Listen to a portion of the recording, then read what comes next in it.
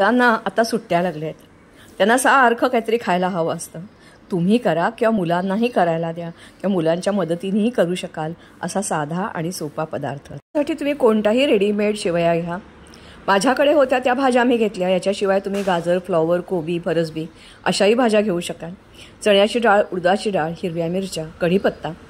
प्रथम फोडणी करून घेतली आणि फोडणीमध्ये डाळी टाकल्या, कढीलिंब, हिंग, हळद नेहमीचीच.